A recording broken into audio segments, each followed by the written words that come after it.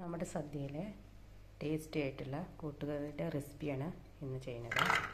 ഒരു ചെറിയ കഷ്ണം ചേന, ഒരു നേന്ത്രക്കായ, ഇത് 1 സ്പൂൺ മുളക് പൊടി, 1/2 സ്പൂൺ മഞ്ഞൾപ്പൊടി.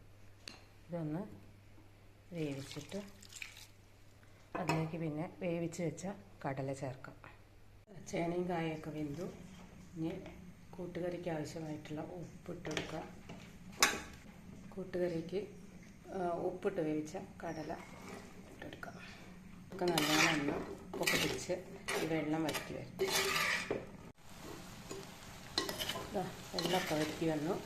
ഈ കൂട്ടുകറിക്ക് കുറച്ച് മധുരം ഉണ്ടാവുമല്ലോ, ശേഷം ശർക്കര മൽറ്റിയത് ഒഴിച്ചു കൊടുക്കാം.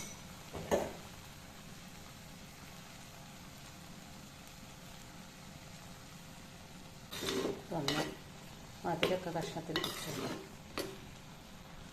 അരപ്പിടാം. ഈ കൂട്ടുകറിക്കുള്ള അരപ്പിടാം. തേങ്ങ, ജീരകം, കറിവേപ്പില, ഒരു നുള്ള് കുരുമുളക് പൊടി ഇട്ടിട്ടുണ്ട്. കുറച്ച് തേങ്ങ അരപ്പായിട്ട് ഒഴിച്ചാൽ മതി. വറവിൽ കുറച്ച് കൂടുതൽ തേങ്ങ വറവിട്ട് കൊടുക്കാം. വറവിടുമ്പോൾ കൂട്ടുകറിയായി. ഇതിലേക്ക് വറവിടാം.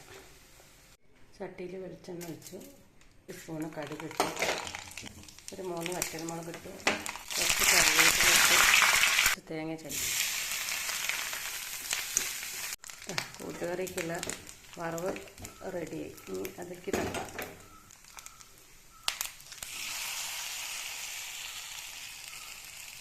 വറവൊക്കെ ഇതിലേക്ക് മിക്സ് ചെയ്ത് എല്ലാവരും ഉണ്ടാക്കി നോക്കണം കേട്ടോ.